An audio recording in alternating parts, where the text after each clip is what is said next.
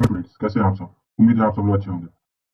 पिछले क्लास में हम लोगों ने विजन आईएएस के टेस्ट नंबर 16 का 1 से लेकर 100 तक क्वेश्चन सॉल्व कर लिया था। इस क्लास में हम लोग विजन आईएएस के टेस्ट नंबर 17 को सॉल्व करने जा रहे हैं। हम लोग इस क्लास में अब हम फर्स्ट नंबर क्वेश्चन से शुरू करते हैं। 1 नंबर क्वेश्चन है, निम्नलिखित में से कौन सा कथन भारत के प्रजाति समूहों के संदर्भ में सही नहीं है। कौन सा कथन है जो कि प्रजाति समूह के संदर्भ में सही नहीं है। यहाँ पर ऑप्शन नंबर ये दे रहा है, भारत में कोई भी प्रजाति जो है पूरी तरह से शुद्ध नहीं है। कोई भी प्रजाति पूरी तरह से शुद्ध नहीं है। दूसरा नंबर दे रहा है, जनजातीय आबादी भूमध्य सागरीय और नार्डिक प्रजातियों से मिलकर बनी है। और यहाँ पर दे रहा है, मंगोलोइड प्रजाति जो के प्रजातीय वंश के लोग मुख्यतः उत्तर पूर्वी भारत में पाए जाते हैं। इसके बाद से दे रहा है, प्रोटो ऑस्ट्रेलॉइड को प्री द्रविड़ियन प्रजाति भी कहा जाता है। हम लोग को यहाँ पर गलत कथन का चयन करना, कौन सा सही नहीं है। तो यहाँ पर सही आंसर ये तो एकदम सही है कि कोई भी प्रजाति पूरी तरह से शुद्ध नहीं है, क्योंकि विभिन्न प्रकार की जैसे आप लोग सुने होंगे प्रजाति कितनी है भारत में, 5 प्रकार की है। मंगोलॉइड है, ऑस्ट्रेलॉइड है, Mongoloid Australoid Australoid Nordic Nordic भूमध्य सागरीय, ऐसे कई प्रकार की प्रजातियां हैं। नार्डिक भूमध्य सागरीय, नीग्रो भी है। ये सभी प्रजातियां मूल रूप से जिनका जन्म पूरा पाषाण काल में मानव का जन्म हुआ था इन सभी रूपों में। लेकिन वर्तमान में जितनी भी भारत के लोग हैं वे सभी एक दूसरे से विवाह करके, कभी इधर इधर से विवाह कर लिए या फिर आपसी संबंधों से जुड़कर एक अलग अलग प्रकार के नस्लों का जन्म हो चुका है। तो पूरी तरह शुद्ध रूप से कहा जाता है ये सभी शुद्ध रूप से अलग अलग है। लेकिन भारत में जो पाई जाती है सभी एक दूसरे से किसी न किसी तरीके से शादी विवाह नाते से जुड़ चुकी है, जिसके कारण कोई भी शुद्ध नहीं है। तो यह एकदम सही है। तीसरा नंबर दे रहा है, मंगोलॉइड वंश के लोग मुख्यतः उत्तर पूर्वी क्षेत्र में पाए जाते हैं। एकदम सही है, क्योंकि नॉर्थ ईस्ट में जाइएगा तो एकदम मंगोलॉइड ही पूरे ज्यादातर पाए जाते हैं। प्रोटो ऑस्ट्रेलॉइड को प्री द्रविड़ियन प्रजाति भी कहा जाता है। एकदम सही है, प्रोटो लगा ही है तो प्री द्रविड़ियन इसको कहा जाता है। लेकिन बी नंबर जो है एकदम गलती है कि जनजातीय आबादी का भूमध्य सागरीय और नार्डिक प्रजाति से मिलकर नहीं। भूमध्य सागरीय और नार्डिक की जगह यहाँ पर नीग्रो कह सकते हैं, नीग्रो से मिलकर बनी है, नीग्रो कहें या फिर ऑस्ट्रेलॉइड कहें। तो ये सभी इन सभी से मिलकर बने हैं, ना कि नार्डिक। नार्डिक तो एकदम कोरे होते हैं। तो यहाँ पर दूसरा नंबर गलती है। ऑप्शन नंबर यहाँ पर गलती कथन चयन करना, तो ये भी नहीं होगा, ये भी नहीं होगा, यही ऑप्शन नंबर बी ही हो जाएगा। अब देखते हैं नेक्स्ट क्वेश्चन। यह फसल उष्णकटिबंधीय उप उष्णकटिबंधीय जलवायु में अच्छी तरह विकसित होती है, जहाँ उपजाऊ और उपजाऊ सुअपवाहित मृदा पाई जाती है। इसे पूरे वर्ष गर्म और आर्द्र पाला रहित जलवायु की आवश्यकता होती है। इसकी उच्च पैदावार के लिए नियमित छंटाई की आवश्यकता है। उपयुक्त परिच्छेद में निम्नलिखित में से किस फसल का वर्णन है। यहाँ पर नियमित छटाई की आवश्यकता है, तो यहाँ पर आप लोग पढ़ते ही समझ में आ जाना चाहिए कौन सा है जिसको नियमित छटाई की आवश्यकता होती है। तो वह चाय है, क्योंकि वो उसकी पत्तियां, तो पेड़ तो लगा रहता है, पेड़ तो ऐसे ही लगा रहता है, लेकिन उसकी पत्तियां हमेशा काटी छोटी, हाँ, केवल पत्तियों का ही तोड़ लिया जाता है। और जैसे ही पेड़, अगर मान लीजिए कि पत्ती नहीं तोड़ी गई, तो अगर बड़ा हो गया तो इसको क्या किया जाता है, बड़ा हो जाता है तो इसको काट दिया जाता है। कि छोटा पेड़ रहेगा तो यहाँ से फिर से कलियां बहुत सारी निकलेंगी, तो बहुत सारी कलियां निकलेंगी तो पत्तियां तोड़ने में आसान रहेगा। बड़ा पेड़ हो जाने पर तोड़ना बहुत मुश्किल हो जाता है, इसीलिए हमेशा एकदम एक निशान में काटा जाता है हमेशा। तो कलियां तोड़ी जाती है छोटे छोटे में। ऑप्शन नंबर बी सही हो जाएगा। आप देख लेते हैं नेक्स्ट क्वेश्चन। निम्नलिखित युग्मों पर विचार कीजिए। विचार कर लेते हैं। यहाँ पर दे रहा है, फसल और सबसे बड़ा उत्पादक। और कौन सा सही कथन का चयन करना है, सही सुमेलित है। यहाँ पर दे रहा है, कपास ब्राजील, चावल भारत, गेहूं चीन। तो यहाँ पर कौन सा सही सुमेलित है जी। तो यहाँ पर कपास के उत्पादन में कौन सा है जी। तो कपास के उत्पादन में तो सबसे अग्रणी कौन है, तो भारत में है जी। तो यहाँ पर ब्राजील कैसे हो जाएगा। और उसके बाद से दे रहा है, चावल में भारत या गेहूं में चीन। तो यहाँ पर सही सुमेलित दोनों के दोनों ही, गेहूं में चीन है और चावल में भारत है। तो यहाँ पर दो सही है, तो ऑप्शन नंबर बी सही हो जाएगा। और देख लेते हैं नेक्स्ट क्वेश्चन। निम्नलिखित नगरीय बस्तियों के प्रकार पर विचार कीजिए। और यहाँ पर दे रहा है, उपर्युक्त को आकार के आरोही क्रम में व्यवस्थित कीजिए। आकार के आरोही क्रम में व्यवस्थित करना है, तो सबसे बड़ा कौन होता है। आरोही मतलब कि बढ़ते क्रम में, मतलब सबसे छोटा चुनना है, उसके बाद से बड़ा, उसके बाद से बड़ा करते जाना है। तो सबसे छोटा कौन है जी। तो यहाँ पर सबसे छोटा कौन हो जाएगा जी। तो सबसे छोटा होगा कस्बा। कस्बा कौन सा होता है जी, बहुत छोटा होता है, जो 5,000 से कम की आबादी जहाँ पर होती है उसको कस्बा बोलते हैं। उसके बाद से शहर जो है 5,000 से ज्यादा की आबादी। उसके बाद से पूर्ण पेशन, यहाँ पर 1 लाख से कम की आबादी जब होती है। और पुलिस, मेगालोपोलिस की तो कहते हैं जहाँ पर 10 लाख से ज्यादा की आबादी होती है, 10 लाख प्लस की होती है, तो इसको मेगालोपोलिस। तो यहाँ पर सही आंसर हो जाएगा सबसे छोटा दो, उसके बाद से 1, उसके बाद से 4, तो अब 3। यहाँ पर सही आंसर हो जाएगा ऑप्शन नंबर सी। अब देख लेते हैं नेक्स्ट क्वेश्चन। नेक्स्ट क्वेश्चन है, भारत की जनजातीय जनसंख्या के संदर्भ में विचार करना है। जनजातीय जनसंख्या, और कैसा विचार करना है जी, तो सही कथन पर विचार करना है। जनजातीय जनसंख्या के संदर्भ में सही। भारत में अनुसूचित जनजातियों की जनसंख्या सबसे अधिक नागालैंड में है। अनुसूचित जनजातियों की जनसंख्या सबसे अधिक कहाँ पर है जी, तो नागालैंड में है। उसके बाद से 2011 की जनगणना के अनुसार 2/3 से अधिक जनजातियां जो है, जनजातीय जनसंख्या प्राथमिक क्षेत्र में कार्यरत है। तो यहाँ पर दूसरा नंबर तो एकदम सही है कि 2/3 से अधिक जनजातियां जो है प्राथमिक क्षेत्र में कार्यरत है। लेकिन पहला नंबर, फर्स्ट नंबर जो दे रहा है, भारत में अनुसूचित जनजाति की जनसंख्या सबसे अधिक नागालैंड में, तो एकदम सरासर गलती है। सबसे अधिक नागालैंड में कैसे है जी? ये तो मध्य प्रदेश में है। तो दूसरा नंबर, फर्स्ट नंबर गलती, तो ऑप्शन नंबर केवल बी सही हो जाएगा, केवल दो। और देख लेते हैं नेक्स्ट क्वेश्चन। निम्नलिखित कथनों पर विचार कीजिए, विचार कर लेते हैं। यहाँ पर दिया जा रहा है कि ऋतु प्रवास में चरवाहे दो क्षेत्रों के बीच प्रवास करते हैं जहां वे स्थायी गांव बसाते हैं। ऋतु प्रवास में क्षेत्रों में के बीच प्रवास करते हैं जहां वे स्थायी गांव बसाते हैं। उसके बाद से यहाँ पर सीमित संसाधनों के कारण सीमांत घास के मैदान पशुपालन के लिए उपयुक्त नहीं है। पशुपालन के लिए उपयुक्त नहीं है, और इसमें इन पर भी ध्यान दीजिएगा। और यहाँ पर दे रहा है पशुधन प्रणालियां जो है जिनमें चराई भूमि और चारा फसलें उगाने के लिए उपयोग की जाने वाली भूमि शामिल है, पृथ्वी के हिम रहित स्थलीय सतह क्षेत्र में लगभग 20% हिस्से पर पाई जाती है। और यहाँ पर देखिए कि क्या बोल रहा है कि कौन सा सही नहीं है, अर्थात गलत कथन का चयन करना है। यहाँ पर गलत कथन का चयन करना है, तो एक नंबर जो एकदम सही है कि स्थायी गांव बसाते हैं। ऋतु प्रवास आप लोग का नाम सुने होंगे कि जो गुज्जर और बकरवाल जातियां जो है उत्तराखंड में पाई जाती है। गुज्जर और बकरवाल जातियां जो है, ये गर्मी के दिनों में ऊपर पहाड़ों पर चली जाती हैं और वहां पर लगभग 5 महीने तक रहती हैं। उसके बाद 6 महीने तक, उसके बाद से जैसे ही बरसात ठंड का सर्द का ऋतु आता है, ठंडा पड़ने लगता है, तो ऊपर पहाड़ों पर जब बर्फ गिरने लगता है, तो वो नीचे उतर कर घाटी के क्षेत्र में चली जाती है गुज्जर और बकरवाल। ये स्थायी गांव बसा लेते हैं, अर्थात यहाँ पर भी गांव रहता है, यहाँ पर भी गांव रहता है। जैसे ही बर्फ सूखता है तो 6 महीने के लिए उसको उस गांव को अपना लेते हैं, 6 महीने के लिए इस गांव को अपना लेते हैं। इसी तरह से एकदम सही है। तीसरा नंबर भी सही है, चराई भूमि और चारा फसलों के लिए पशुपालन से संबंधित है। लेकिन जो दूसरा नंबर दे रहा है, घास के मैदान पशुपालन के लिए उपयुक्त तो नहीं है, तो एकदम सरासर गलती है ये। उपयुक्त तो होता है, घास के मैदान तो ही अधिक देते हैं। यहाँ पर ये गलती है, तो गलती ही चयन करना था, तो जो दूसरा नंबर गलती है। यहाँ पर दे रहा है केवल 2 गलती, ऑप्शन नंबर ए हो जाएगा। अब देख लेते हैं नेक्स्ट क्वेश्चन। यहाँ पर क्वेश्चन नंबर 7 है, निम्नलिखित युग्मों पर विचार कीजिए। और क्या विचार करना है जी? तो कौन सा सुमेलित नहीं है, अर्थात गलत कथन पर विचार करना है, कौन कौन सा सुमेलित नहीं है। यहाँ पर दे रहा है राउरकेला, और दे रहा है नदी का नाम। राउरकेला जो इस्पात संयंत्र के संदर्भ में और नदी का बात बता रहा है कि कौन सा इस्पात संयंत्र किस नदी पर है। यहाँ पर दे रहा है राउरकेला दामोदर नदी दे रहा है, दुर्गापुर सुवर्ण रेखा नदी दे रहा है, और भिलाई शिवनाथ नदी दे रहा है। यहाँ पर राउरकेला जो है, देखिए ध्यान से देखिएगा, तो ये राउरकेला जो है ब्राह्मणी, इसकी कौन सी नदी पर है जी? तो ब्राह्मणी और शंख नदी के संगम के निकट है। अर्थात दोनों का जल ब्राह्मणी और शंख नदी जो है इनके संगम के निकट है, ना कि दामोदर के निकट है। तो एकदम सरासर गलती हो गई, एक नंबर गलती हो गया। दूसरा नंबर दुर्गापुर, दुर्गापुर जो है यह जो है दामोदर नदी पर स्थित है।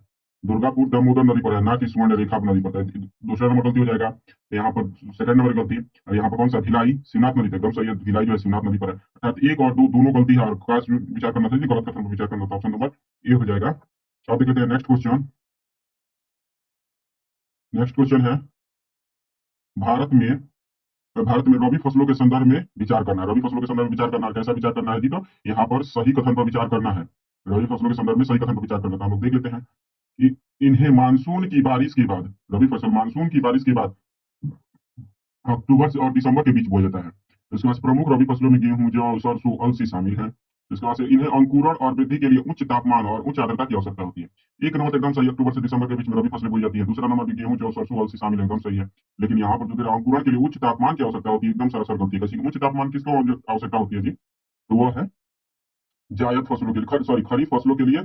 खरीफ फसलों के लिए उच्च तापमान की और उच्च आर्द्रता की जरूरत होती है, और जायद फसलों के लिए उच्च तापमान सामान्य तापमान की जरूरत होती है। तो यहाँ पर सही आंसर हम लोग का होगा एक और दो दोनों सही है, लेकिन तीसरा गलती है, तो हम लोग ऑप्शन नंबर ए हो जाएगा कि एक और दो दोनों सही है। अब देख लेते हैं नेक्स्ट क्वेश्चन। हाल ही में विक्टोरिया झील बड़े पैमाने पर मछलियों के मरने की खबरों के बाद सुर्खियों में थी। इसकी सीमा निम्नलिखित में से किस देश से लगती है? किस देश से इसकी सीमा लगती है जी? तो विक्टोरिया झील की सीमा केन्या, युगांडा, तंजानिया, और उसके बाद से Kenya, Rwanda, Burundi, Uganda, Cameroon, Zambia, Kenya, Uganda, ऐसे करके दे रहा है। यहाँ पर मैप में देखिएगा तो एकदम फटाक से दिख जाएगा कौन से देश जो है, ये केन्या, युगांडा और तंजानिया जो है, ऑप्शन ये जो है, ये ही जो है विक्टोरिया झील से अपनी सीमा साझा करते हैं।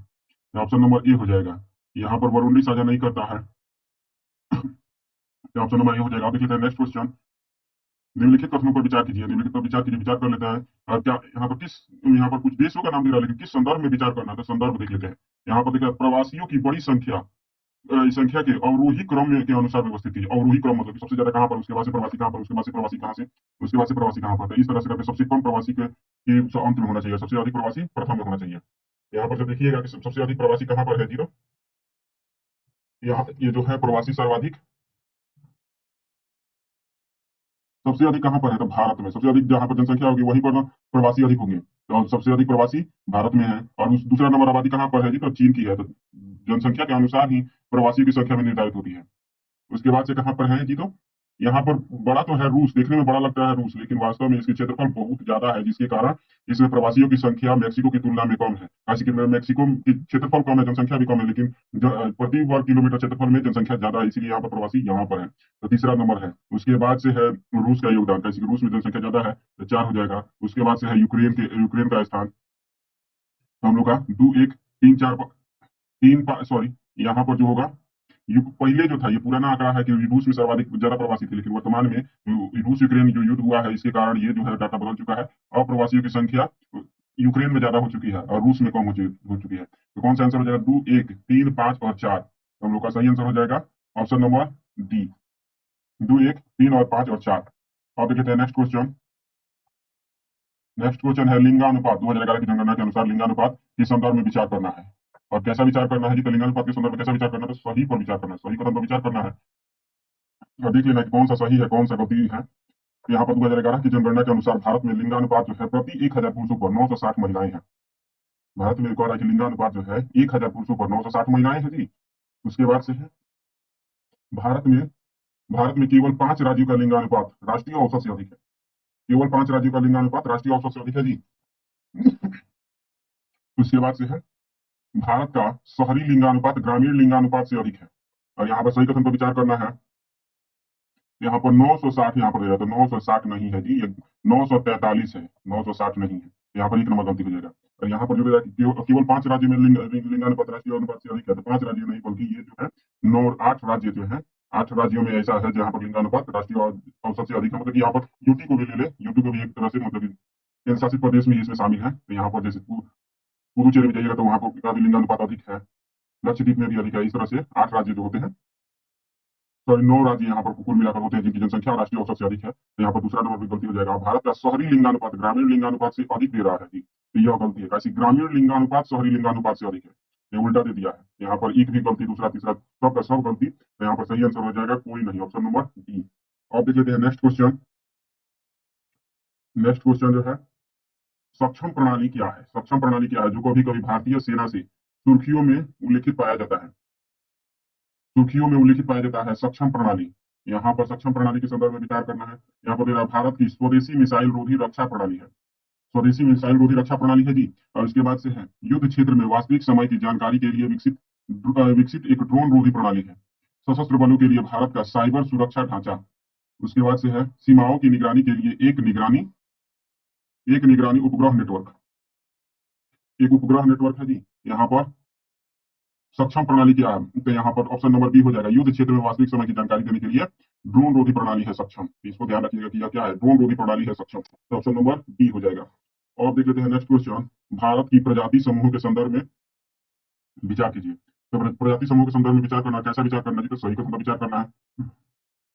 और यहाँ पर दे रहा है मध्य भारत के गोंड और उरांव द्रविड़ भाषा परिवार से संबंधित भाषाएं बोलते हैं जी।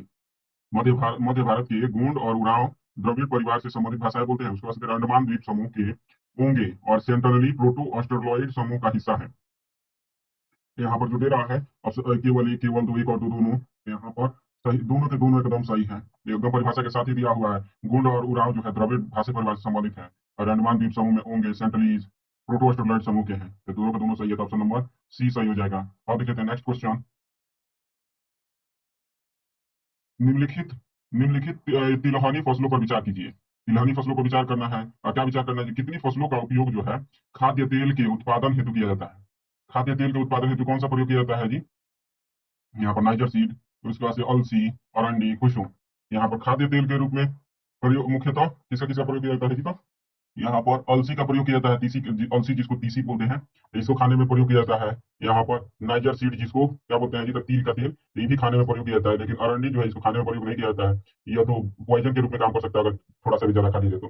कम खाने पर तो थोड़ा सा हार्मफुल तो होगा ही, लेकिन ज्यादा खाने पर जान भी जा सकती है। और कुसुम का भी फूल नहीं खाया जाता है, इसको सुगंध के लिए उपयोग किया जाता है।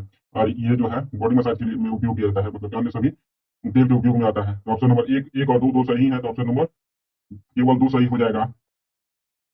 अब देख लेते हैं नेक्स्ट क्वेश्चन। निम्नलिखित कथनों पर विचार कीजिए। तो विचार कर लेते हैं, और कैसा विचार करना जी? तो सही कथन पर विचार करना है। यहाँ पर दे रहा है चीन जिंक का सबसे बड़ा उत्पादक है। यहाँ पर दे रहा है जिंक का सबसे बड़ा उत्पादक है। चिली तांबे का सबसे बड़ा उत्पादक है। उसके बाद से रूस जो है मैंगनीज का सबसे बड़ा उत्पादक है। यहाँ पर सही जो है चीन जो है जिंक का सबसे बड़ा उत्पादक है, एकदम सही है यह। और दूसरा नंबर चिली तांबे का सबसे बड़ा उत्पादक है, एकदम सही है। लेकिन जो दे रहा है कि रूस जो है मैंगनीज का सबसे बड़ा उत्पादक है, तो एकदम सरासर गलती है। मैंगनीज रूस का उत्पादक नहीं है बड़ा। यहाँ पर ऑप्शन नंबर केवल एक और दो सही हो जाएगा, तो ऑप्शन नंबर ए सही हो जाएगा। अब देख लेते हैं नेक्स्ट क्वेश्चन। निम्नलिखित युग्मों पर विचार कीजिए। विचार कर लेते हैं, कैसा विचार करना है? सुर्खियों में भौगोलिक स्थल अवस्थिति। यहाँ पर नामचिक, नामफुक और अरुणाचल प्रदेश दे रहा है। भौगोलिक स्थल नामचिक, नामफुक और अरुणाचल प्रदेश में है। उसके बाद से दे रहा है कैंपी, कैंपी फ्लेग्रेई ज्वालामुखी ग्रीस में दे रहा है। उसके बाद से कोको द्वीप समूह, कोको द्वीप समूह कहाँ पर दे रहा है? म्यांमार में। ये एक नंबर एकदम सही है। न्यूज में एकदम बहुत ज्यादा चर्चा में रहा है। नामचिक, नामफुक कहाँ पर है? तो अरुणाचल प्रदेश में है। और दूसरा नंबर दे रहा है कैंपी फ्लेग्रेई ज्वालामुखी ग्रीस में दे रहा है। तो यहाँ पर यह गलती है, कैसे? ये ग्रीस में नहीं बल्कि ये इटली में है। कैंपी फ्लेग्रेई ज्वालामुखी। उसके बाद से कोको द्वीप समूह म्यांमार में, तो एकदम सही है। ऑप्शन नंबर एक और तीन सही है। यहाँ पर दो कथन सही है। ऑप्शन नंबर बी हो जाएगा, केवल दो कथन सही है। अब देख लेते हैं नेक्स्ट क्वेश्चन। नेक्स्ट क्वेश्चन है, निम्नलिखित युग्मों पर विचार कीजिए। और कैसा विचार करना है जी? तो सही सुमेलित कौन सा है, यही सही सुमेलित का विचार करना है। यहाँ पर दे रहा है फसल, कृषि के लिए उपयुक्त परिस्थितियां। कौन से फसल है जिसके लिए उपयुक्त परिस्थितियां हैं? यहाँ पर दे रहा है चावल, और आंसर है उच्च तापमान और अधिक आर्द्रता। उसमें से गेहूं, पकने के दौरान ठंडा मौसम और तेज धूप चाहिए। यहाँ पर मक्का 210 डिग्री सेल्सियस से 217 डिग्री सेल्सियस के बीच तापमान और पुरानी जलोढ़ मृदा चाहिए जी। यहाँ पर सही आंसर हो जाएगा। और यहाँ पर तीनों के तीनों सही है। उच्च तापमान और उच्च आर्द्रता चाहिए। गेहूं के पकने के दौरान ठंड और तेज धूप चाहिए। मक्का के लिए ये तापमान चाहिए के लिए, तो आप ऑप्शन नंबर सी सही हो जाएगा। इसके तीनों के तीनों सही है। आप देख लेते हैं नेक्स्ट क्वेश्चन। निम्नलिखित पर भारत में निम्नलिखित एलएनजी टर्मिनलों को उत्तर से दक्षिण की ओर क्रमबद्ध कीजिए। एलएनजी टर्मिनलों को उत्तर से दक्षिण क्रम में करना है जी। यहाँ पर दिए गए कूट का प्रयोग कर सही उत्तर चुनना है। यहाँ पर तेरा मुंद्रा, उसके बाद से कोची, एन्नोर, हजीरा। यहाँ पर जो है एक नंबर तो एकदम सही है। एलएनजी टर्मिनलों में सबसे उत्तर की ओर कौन है जी? तो एक मुंद्रा है। मुंद्रा कहाँ पर है जी? तो गुजरात में है। उसके बाद से कौन सा है जी? तो उसके बाद से हजीरा, हजीरा भी कहाँ पर? गुजरात ही में है। तो एक नंबर। उसके बाद से चार नंबर है। उसके बाद से कौन सा है जी? तो यहाँ पर जो देखिएगा एन्नोर, एन्नोर है। इसके बाद से एन्नोर का आता है नंबर। तो अब है कोच्चि। कोच्चि सबसे लास्ट में केरल में ना है कोच्चि। यहाँ पर तीन के बाद से, सॉरी, हाँ, तीन के बाद से दो हो जाएगा। तब सबसे उत्तर में एक, चार, तीन और दो। एक, चार, तीन, दो, तो ऑप्शन नंबर बी हो जाएगा। अब देखते हैं नेक्स्ट क्वेश्चन। यहाँ पर दे रहा है, वे पेरू के दक्षिण पूर्वी अमेजन बेसिन के घने उष्णकटिबंधीय वनों में स्वैच्छिक एकांत में रहने वाली कुछ बची हुई संपर्क विहीन और घुमंतु वनवासी जनजातियों में से एक है। अब यहाँ पर आप लोग ज्यादा पढ़ने की तो जरूरत नहीं है। अमेजन के बेसिन में बात कर रहा है और जनजाति की बात कर रहा है, तो अमेजन की कुछ ही मतलब की प्रमुख जनजातियां हैं जो कि हमेशा सुर्खियों में रहती हैं। अगर उन सबका नाम याद होगा तो फटाक से ही बन जाएगा, आगे पढ़ने की जरूरत नहीं पड़ेगी। फिर भी हम लोग पढ़ लेते हैं। शिकारी है, जनजाति जंगली फल खाती है, जब वन में रहेगी तो मछली खाई भी करेगी, शिकार पर निर्भर है और बाहरी दुनिया से संपर्क में आने से बचती है। तो यहाँ पर देखिएगा, यहाँ पर फिर आपातानी। और बताइए आपातानी कहाँ की है? तो उसके बाद से मास्को पीरो, उसके बाद से मसाई, उसके बाद से उर्स दे रहा है।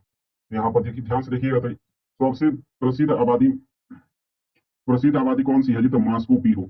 यहाँ पर यही जो है एकदम अभी तक पुरातन जमाने में ही रहती है। आपातानी तो भारत में रहती है जी। तो मसाई कहाँ पर? केन्या में रहती है। उर्स अफ्रीका में ही पाई जाती है। तो मास्को पीरो ही बची। इन सभी के बारे में भी पता हो तो भी पता चलेगा। कहीं जी तो आपातानी इंडिया में, मसाई कहाँ पर? केन्या में, उर्स उर्स भी अफ्रीका की जनजाति है। यहाँ पर केवल ऑप्शन नंबर बी हो जाएगा। आप देख लेते हैं नेक्स्ट क्वेश्चन। यहाँ पर दे रहा है, निम्नलिखित में से कौन से देश विश्व में यूरेनियम के सबसे बड़े निर्यातक है? यूरेनियम के सबसे बड़े निर्यातक कौन है कि अमेरिका और कनाडा। इसके बाद से कनाडा, कजाकिस्तान, कजाकिस्तान ऑस्ट्रेलिया। उसके बाद से यहाँ पर ऑस्ट्रेलिया, रूस। तो यह तो एकदम ट्रेडिशनल क्वेश्चन है और 10th क्लास से भी आने लगता है कि सबसे ज्यादा यूरेनियम के सबसे बड़े निर्यातकों में कनाडा है, उसके बाद से कजाकिस्तान है। ऑप्शन नंबर बी हो जाएगा। अब हम लोग एक से लेकर 100 तक क्वेश्चन, एक से लेकर 20 तक क्वेश्चन इस क्लास में सॉल्व किया होगा। हम लोग नेक्स्ट क्लास में 21 से लेकर 40 तक क्वेश्चन को सॉल्व करेंगे। तब तक के लिए वीडियो देखने के लिए धन्यवाद। यदि अच्छी लगी हो तो लाइक जरूर करें और चैनल को सब्सक्राइब जरूर करें।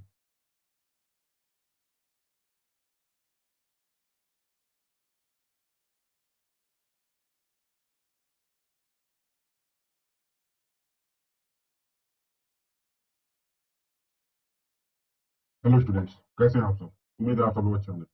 पिछले क्लास में हम लोगों ने रिवीजन आई टेस्ट नंबर 17 का 1 से लेकर 20 तक क्वेश्चन को सॉल्व किया था। इस क्लास में हम 21 से लेकर 40 तक के क्वेश्चन को सॉल्व करेंगे। चलिए वीडियो को शुरू करते हैं। यहाँ पर मेरा खनिजों पर विचार करना है। कैसा विचार करना है जी? तो कितने जो है ऑक्साइड खनिज, अर्थात जिनमें ऑक्सीजन की मात्रा पाई जाती है, ऑक्साइड खनिज है, जिनको निष्कर्षण करके शुद्ध खनिज प्राप्त होता है। तो यहाँ पर दे रहा है हेमेटाइट, मैग्नेटाइट, रूटाइट, इल्मेनाइट। ये सभी के सभी जो है ऑक्साइड खनिज है। सभी को जैसे हेमेटाइट, मैग्नेटाइट से लोहा निकल जाता है, ये आप लोग जानते होंगे। तो यहाँ पर सभी के सभी जो ऑक्साइड खनिज है, मतलब सब के सब जितने भी हैं, सबका सब शोधन करने के बाद ही मूल उपयोग करने वाले धातु की प्राप्ति होती है। तो ऑप्शन नंबर बी हो जाएगा। अब देख लेते हैं नेक्स्ट क्वेश्चन। निम्नलिखित युग्मों पर विचार कीजिए। कैसा विचार करना है जी? तो कौन से है ताप विद्युत केंद्र है और राज्यों का नाम दिया हुआ है, सही सुमेलित पर चयन करना है। यहाँ पर तेरा विंध्याचल ताप विद्युत केंद्र गुजरात में, उसके बाद से शासन अल्ट्रा मेगा विद्युत संयंत्र मध्य प्रदेश में, उसमें से रिहंद ताप विद्युत केंद्र यहाँ पर तेरा उत्तर प्रदेश में है। यहाँ पर जो होगा सही का विचार करना है जी, तो सही कथन पर विचार करना है। तो यहाँ पर विंध्याचल जो दे रहा है, ये कहाँ पर है जी? तो विंध्याचल ताप विद्युत केंद्र ये जो है मध्य प्रदेश में है, ना कि गुजरात में है। उसके बाद से तेरा साल्टन जो है, साल्टन जो है, साल्टन गुजरात में, शासन जिसको बोलते हैं, शासन अल्ट्रा मेगा, ये जो है गुजरात में है। तो यहाँ पर दूसरा एक दूसरे को क्रॉसिंग कर रहे हैं, तो दोनों के दोनों गलती है। उसके बाद से दे रहा है रिहंद, रिहंद ताप विद्युत, रिहंद सॉरी, यहाँ पर जो रिहंद ताप विद्युत केंद्र जो है उत्तर प्रदेश में दे रहा है, एकदम सही है ये मैच है। तो ऑप्शन नंबर ये हो जाएगा, केवल तीसरा नंबर सही, तो ऑप्शन नंबर ये हो जाएगा। और देख लेते हैं नेक्स्ट क्वेश्चन। निम्नलिखित युग्मों पर विचार कीजिए और विचार कर लेते हैं काजी। सुर्खियों में रही ज्वाला जल विद्युत परियोजना और उससे संबंधित क्षेत्र, जो जल विद्युत परियोजना कौन सा है और किस राज्य में है, और क्या विचार करना है? तो सही कथन पर विचार करना है जी। तो विचार कर लेते हैं। यहाँ पर दे रहा है कीरू जल विद्युत परियोजना, कीरू कर्नाटक में। उसके बाद से दे रहा है नईंग, नईंग जल विद्युत परियोजना असम में। उसके बाद से दे रहा है सुबनसिरी जल विद्युत परियोजना अरुणाचल प्रदेश में। अब एक तो चीज देखिएगा कि ये तो सरासर हर किसी को याद होना चाहिए कि सुबनसिरी इतना सबसे प्रसिद्ध में से, ये तो हमेशा चर्चा में रहते हो चाहे नहीं, ये एकदम सुबनसिरी जो हमेशा चर्चा में रहता है, अरुणाचल प्रदेश वाला। तो ये तो सही है, लेकिन जो कीरू दे रहा है कि कर्नाटक में है, तो यह वास्तव में कीरू कर्नाटक में नहीं बल्कि जम्मू और कश्मीर में है। ये किश्तवाड़ जिले में चिनाब नदी पर है, चिनाब नदी पर है ये। तो यहाँ पर कीरू चिनाब नदी पर है, ना कि कर्नाटक में। यहाँ पर नईंग जल विद्युत परियोजना जो दे रहा है, यह जो है अरुणाचल प्रदेश में। नईंग कहाँ पर है? तो यह भी अरुणाचल प्रदेश में ही है, ना कि असम में। तो एक और दो दोनों गलती है, केवल तीसरा सही है। तो ऑप्शन नंबर केवल एक ये नंबर सही, ऑप्शन नंबर ये हो जाएगा। और देख लेते हैं नेक्स्ट क्वेश्चन। नेक्स्ट क्वेश्चन है निम्नलिखित युग्मों पर विचार कीजिए और कैसा विचार करना है? तो प्रमुख लौह अयस्क उत्पादक क्षेत्र और देश का नाम, सही कथन पर विचार करना है।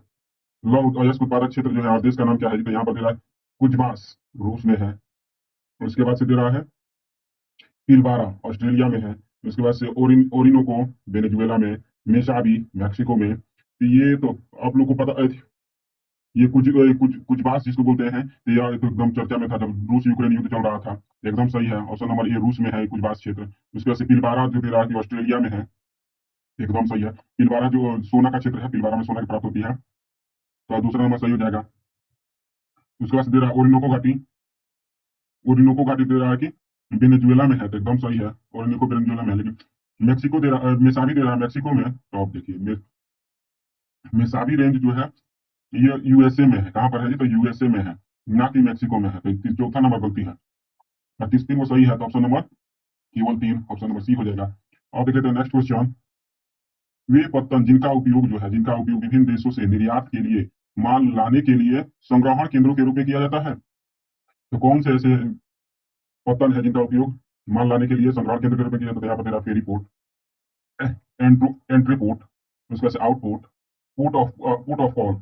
तो यहाँ पर सही आंसर हो जाएगा ऑप्शन नंबर बी, एंथ्रोपोपोर्ट, जिसको एंथ्रोपोपोर्ट शुद्ध हिंदी में क्या कहते हैं? एंथ्रोपोपोर्ट, और इंग्लिश में क्या कहते हैं? एंट्रेपोर्ट पोर्ट। तो यहाँ पर अंतर्राष्ट्रीय स्तर पर जो वस्तुओं का आयात निर्यात होता है, इसके उस केंद्र के रूप में एंथ्रोपोपोर्ट का उपयोग किया जाता है। तो ऑप्शन नंबर बी हो जाएगा। तो नेक्स्ट क्वेश्चन। निम्नलिखित में से कौन सा जो है नीति आयोग द्वारा हाल ही में शुरू की गई फ्रंटियर 50 पहल का सही विवरण है? फ्रंटियर 50 इनिशिएटिव के संदर्भ में विचार करना है। फ्रंटियर 50 इनिशिएटिव, यहाँ पर जो है यह एक पहल है जिसके तहत 50 आकांक्षी जिला ब्लॉकों को फ्रंटियर तकनीकों को अपनाने और सेवा वितरण में तेजी लाने के लिए समर्थन दिया जाता है जी।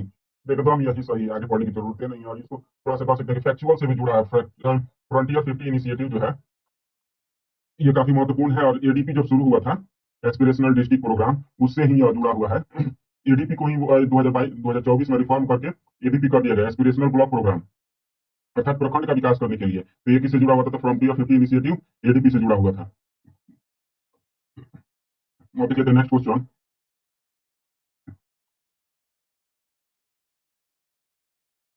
निम्नलिखित में से कौन से देश जो है, निम्नलिखित में से कौन से देश प्रशांत द्वीपीय देशों के समूह का हिस्सा है? प्रशांत द्वीपीय देशों का समूह का हिस्सा है। और क्या विचार करना जी? तो सही उत्तर का चयन करना है। प्रशांत द्वीपीय देश के समूह का हिस्सा है, तो यहाँ पर दे रहा है सोलोमन द्वीप समूह, सोलोमन द्वीप समूह, समोआ, तुवालू, पापुआ न्यू गिनी। यहाँ पर सभी के सभी है जो प्रशांत द्वीपीय देश ही है। सोलोमन, समोआ, तुवालू, पापुआ, ये 14 देश है। कुल कितने हैं जी? तो 14 प्रशांत द्वीपीय देश है। 14 का नाम एकदम याद करना। यहाँ पर कौन कौन सी है जी? तो 14 देशों का नाम अगर याद करना चाहे तो न्यू है, पलाऊ है, Nauru, Papua New Guinea, Solomon, Tonga, Tuvalu जैसे कई देश है, मतलब कई नहीं, 14 ही देश है केवल। तो हम लोग अब नेक्स्ट क्वेश्चन देख लेते हैं। इसको मैप में देख लीजिएगा, मैप भी ज्यादा नहीं है, दूर दूर प्रशांत महासागरीय क्षेत्रों में दिया गया है इसका।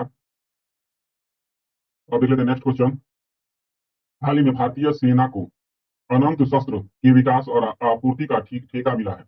भारतीय सेना को अनंत शस्त्र के विकास की और आपूर्ति का ठेका मिला है। तो यह क्या है?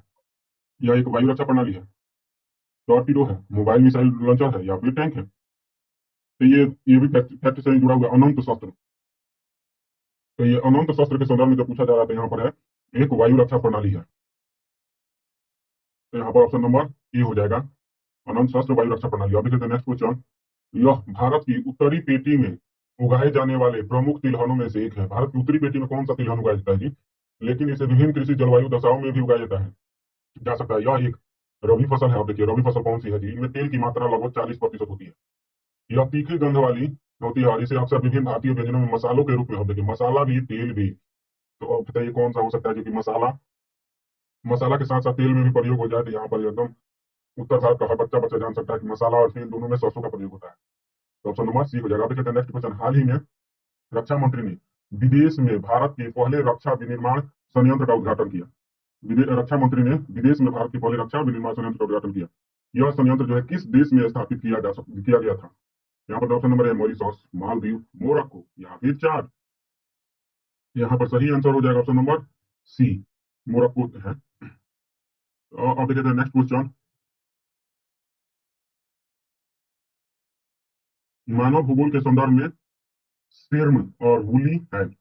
मानव भूगोल के संदर्भ में सेर्म और वूली है, क्या क्या है जी? सेर्म और वूली स्थानीय पौने जो अत्यंतिक मौसमी दशाओं में राहत प्रदान करती हैं। स्थानीय पौने जो सेर्म और वूली जो है अत्यंतिक मौसमी दशाओं में राहत प्रदान करती हैं। उसके बाद से दुनिया भर में उगाई जाने वाली चाय की किस्म सेम और वूली, आजकल आप लोग चाय की किस्म का नाम सुने हैं जी। और उसके बाद से दुधारू भैंस की किस्म है। और उसके बाद से जनजातियों द्वारा निर्मित आश्रय स्थल सेर्म और वूली। ये फैक्ट भी कहिए तो फैक्ट मान लीजिए, कॉन्सेप्ट मानिए तो कॉन्सेप्ट मान लीजिए। जो मानना हो इसको याद कर सकते हैं। सेर्म और वूली क्या है? ये जनजातियों द्वारा निर्मित आश्रय स्थल है। और देख लेते हैं नेक्स्ट क्वेश्चन। निम्नलिखित कथनों पर विचार कीजिए। और विचार करना है क्या जी? तो सही विचार करना है, गलत नहीं। यहाँ पर दे रहा है स्वर्ण जलोढ़ मैदानों में प्लेसर निक्षेप के रूप में अवस्थित होता है। सुवर्ण कह रहा है कि प्लेसर निक्षेप के रूप में अवस्थित होता है। उसके बाद से है जिप्सम शुष्क क्षेत्रों में वाष्पीकरण के परिणाम स्वरूप बनता है। शुष्क क्षेत्रों में वाष्पीकरण के परिणाम स्वरूप बनता है। उसके बाद से बॉक्साइट अपक्षयित अपशिष्ट भार के परिणाम स्वरूप बनता है जी। तो यहाँ पर सही आंसर हो जाएगा तीनों के तीनों प्लेसर निक्षेपों में स्वर्ण पाया जाता है। और यहाँ पर जिप्सम जो है शुष्क क्षेत्रों में वाष्पीकरण के परिणाम स्वरूप बनता है। और बॉक्साइट जो है अपक्षयी अवशिष्ट भार के परिणाम स्वरूप बनता है। तो ऑप्शन तीनों के तीनों सही, ऑप्शन नंबर डी सही हो जाएगा। और देखते हैं नेक्स्ट क्वेश्चन। निम्नलिखित पर विचार कीजिए। तो विचार कर लेते हैं। और कैसा विचार करना है जी? तो कितनी जो है आदिम निर्वाह कृषि की विशेषताएं हैं। आदिम निर्वाह कृषि की विशेषताओं के संदर्भ में विचार करना। और यहाँ पर तेरा जुताई योग्य खेत का चक्रीकरण, जुताई योग्य खेत का चक्रीकरण। उसके बाद से मक्का और रतालू जैसी फसलों की खेती। उसके बाद से भूमि का बड़ा आकार। उसके बाद से श्रम प्रधान कृषि का प्रकार। यहाँ पर जो है आदिम निर्वाह कृषि में जुताई योग्य खेती का चक्रीकरण, यहाँ पर एक नंबर तो दूसरा नंबर तो एकदम सही है, भूमि का आकार बड़ा आकार। और यहाँ दूसरा नंबर सही है कि मक्का और दालों का खेती करते थे जनजाति लोग। श्रम प्रधान कृषि का प्रकार, तो यहाँ पर आदिम प्रकार के लोग श्रम प्रधान ही थे। उसके बाद से जुताई योग्य खेती का चक्र, खेत का चक्रीकरण, तो यहाँ पर एक नंबर भी सही है कि तीसरा। यहाँ पर जो दे रहा है कि भूमि का बड़ा आकार, तो यह सरासर गलती है, क्योंकि उस प्राचीन मतलब कि जो निर्वाह खेती करते थे उसमें छोटे छोटे भूखंडों को अलग अलग खेती कर लिया करते थे, बड़ा आकार नहीं होता था भूमि का। और देख लेते हैं नेक्स्ट, तो यहाँ पर एक और दो और चार सही है, तो केवल तीन सही है, तो ऑप्शन नंबर सी सही हो जाएगा। अब देख लेते हैं नेक्स्ट क्वेश्चन। निम्नलिखित हीरे की खदानों पर विचार कीजिए, हीरा की खदान के संदर्भ में विचार करना है। और यहाँ पर दे रहा है उपयुक्त में से कितनी हीरे की खदानें एशिया में अवस्थित है। एशिया में अवस्थित हीरा खदानों में से यहाँ पर दे रहा है जवालिंग, आइखल, उदाचनी, एकाती। यहाँ पर केवल एक, केवल दो, केवल तीन, सभी चार। तो यहाँ पर सही आंसर हो जाएगा ऑप्शन नंबर दो, केवल दो हो जाएगा। हीरे की खदान कौन कौन सी है इसका, एशिया में अवस्थित कौन कौन सी है, तो जवानिंग है और आइखल है। आइखल कहाँ पर है जी, तो रूस में है। तो यहाँ पर आइखल और उदाचनी की जो हीरा की खदानें हैं वे दोनों के दोनों रूस में अवस्थित हैं। और यहाँ पर ये जो है जावेनांग कहाँ पर है, तो बोत्सवाना में है, जावेनांग बोत्सवाना में है। और एकाती, एकाती जो है वो भी अफ्रीका का ही खदान है। यहाँ पर रूस और जो और उदाचनी रूस में है, आइखल और उदाचनी ये एशिया में पड़ता है। एशिया की खदान में पूछा गया है, यहाँ पर दो और तीन सही होगा, तो यहाँ पर केवल दो ऑप्शन सही हो जाएगा। यहाँ पर एक और चार जो है अफ्रीका में है, ना कि एशिया में है। तो हम लोग देख लेते हैं नेक्स्ट क्वेश्चन। नेक्स्ट क्वेश्चन है, बहुधात्विक ग्रंथिकाओं के संबंध में निम्नलिखित कथनों पर विचार कीजिए। बहुधात्विक ग्रंथिकाओं के संदर्भ में विचार करना है। और कैसा विचार करना है जी, तो यहाँ पर देना सही कथनों पर विचार करना है। और यहाँ पर तरीका क्या है, केवल एक, केवल दो, केवल तीन, ऐसे करके है, सभी तीन और कोई नहीं, ऐसे करके ऑप्शन का तरीका है। तो हम लोग देख लेते हैं बहुधात्विक ग्रंथिकाओं के संदर्भ में। यहाँ पर देना मैंगनीज बहुधात्विक ग्रंथिकाओं का प्रमुख घटक है। मैंगनीज जो है बहुधात्विक ग्रंथिकाओं का प्रमुख घटक है। उसके बाद से ग्रंथिका निर्माण के लिए अवसादन की बहुत उच्च दर की आवश्यकता होती है। अवसादन की बहुत उच्च दर की आवश्यकता होती है। उसके बाद से मध्य हिंद महासागर बेसिन बहुधात्विक ग्रंथिका की अवस्थिति के लिए जाना जाता है। यहाँ पर एक और दो तो सही है, सॉरी एक और तीन तो सही है कि मैंगनीज बहुधात्विक ग्रंथिकाओं का प्रमुख घटक है। तो बहुधात्विक ग्रंथिका कैसे कहते हैं, जो छोटे छोटे ग्रंथिका के रूप में रहता है, इन्हीं को एक दूसरे से मिलाकर पीस कर इसको मैंगनीज निकाल लिया जाता है। मैंगनीज का कोई चट्टान या ठोस पहाड़ नहीं होता है जिस जहाँ से मैंगनीज को निकाला जाए। मैंगनीज जो होते हैं, जैसे पीएमएन का नाम सुना है, पॉलीमेटालिक नोड्यूल्स जिसको बोलते हैं पीएमएन, जो कि सागर के जो सागरीय नितल में छोटे छोटे छोटे छोटे पत्थर या फिर कहें तो छोटे छोटे टुकड़ों के रूप में इधर उधर बिखरे होते हैं सागर के तली में। इन्हीं सभी को एकत्रित करके, जब एकत्रित करके इसको प्रोसेस किया जाता है तो उससे मैग्नीज निकलता है, पीएमएन से निकलता है। और इसके बाद से दे रहा है ग्रंथिका निर्माण के लिए अवसादन की बहुत उच्च दर की आवश्यकता होती है। ऐसा कुछ नहीं है, अवसादन से कोई संबंध नहीं है इसका। उसके बाद से हिंद महासागर बेसिन बहुधात्विक ग्रंथिका की उपस्थिति के लिए जाना जाता है, एकदम सही है। इसीलिए तो भारत ने गौरी समुद्र के मिशन की शुरुआत की है, मत्स्य 6000 नाम दिया गया जिसको। एक और तीन सही है, तो ऑप्शन नंबर बी सही होगा, दूसरा नंबर गलती नहीं है। निम्न अवसादन वाले क्षेत्रों में भी पीएमएन का निर्माण हो सकता है। अब देखते हैं नेक्स्ट क्वेश्चन। हाल ही में सुर्खियों में रहा विक्रम 3201 क्या है, विक्रम 3201 भारत का पहला स्वदेशी रॉकेट लॉन्चर है। भारत का क्या है जी, तो पहला स्वदेशी रॉकेट लॉन्चर है। भारत का पहला पूर्णतः स्वदेशी 32 बीट माइक्रो प्रोसेसर है, विक्रम 3201। उसके बाद से तेरा भारत की पहली क्रिप्टो करेंसी है, भारत की पहली क्रिप्टो करेंसी है। उसके बाद से दे रहा है कि आर्कटिक में भारत का पहला मिशन है, तो ये तो दूर दूर तक नहीं होगी। आर्कटिक में भारत का पहला मिशन का नाम तो यहाँ पर दे रहा है भारत की पहली क्रिप्टो करेंसी, तो ऐसा कुछ है नहीं। यहाँ पर रॉकेट लॉन्चर का भी बात नहीं है। यहाँ पर ऑप्शन नंबर बी सही हो जाएगा। विक्रम तो आप लोग पहले भी नाम जानते हैं, विक्रम का संबंध कंप्यूटर से है। तो पूर्णतः स्वदेशी है, 32 बीट माइक्रो प्रोसेसर है यह।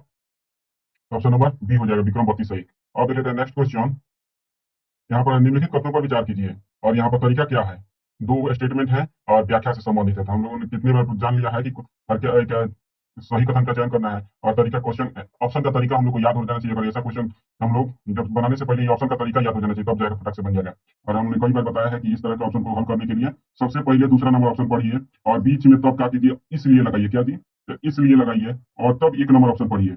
जब एक नंबर पढ़िएगा और सटीक बैठ जाएगा, जैसे बोलते समय जैसे अच्छा से जुबान पर कोई बात बैठ जाता है तो अच्छा लगता है, वैसे ही अगर सटीक सटीक से बैठ जाएगा तो ऑप्शन नंबर ए हो जाएगा, वरना दो नंबर हो जाएगा। और सही गलती कोई भी हुआ, एक भी गलती हुआ तो आंसर फटाक से निकल जाएगा। तो हम लोग देख लेते हैं। दे रहा है कि विश्व खाद्य दिवस जो है हर साल अक्टूबर महीने के में मनाया जाता है। विश्व खाद्य दिवस अक्टूबर महीने में। उसके बाद से दे रहा है संयुक्त राष्ट्र खाद्य एवं कृषि संगठन की स्थापना 1945 में इसी दिन हुई थी। तो यहाँ पर जो है एकदम सही है, ये भी सही है, यह भी सही है। और विश्व संयुक्त राष्ट्र खाद्य एवं कृषि संगठन की स्थापना कब हुई थी जी? तो 16 अक्टूबर को ही हुई थी। 16 अक्टूबर की इसकी स्थापना हुई थी और उसी दिन से क्या कहते हैं, विश्व खाद्य दिवस हर साल मनाया जाता है। तो ऑप्शन नंबर, और एक दूसरे से व्याख्या से भी जुड़ा हुआ है, तो ऑप्शन नंबर ए हो जाएगा। अब देखिए नेक्स्ट क्वेश्चन। नेक्स्ट है, प्रति वर्ग किलोमीटर 1,000 से अधिक व्यक्ति वाले क्षेत्रों को अत्यधिक जनसंख्या घनत्व वाले क्षेत्र कहा जाता है। भारत के निम्नलिखित राज्यों केंद्र शासित प्रदेशों में से किसमें अत्यधिक जनसंख्या घनत्व है? यहाँ पर निम्नलिखित नाम दिया हुआ है, इनमें से कहाँ पर है जो कि जहाँ पर सबसे ज्यादा जनसंख्या घनत्व है जी? तो यहाँ पर दे रहा है और सही कथन का चयन करना है। तो इनमें से कौन सा सही है? तो यहाँ पर दे रहा है पश्चिम बंगाल। अच्छा, इसको यहाँ पर दे रहा है पश्चिम बंगाल, दिल्ली, उड़ीसा, लक्षद्वीप, अंडमान। अभी थोड़ा सा विशेष दिमाग लगाइएगा तो पता चल जाएगा कि कहाँ पर जनसंख्या ऊंच हो सकती है।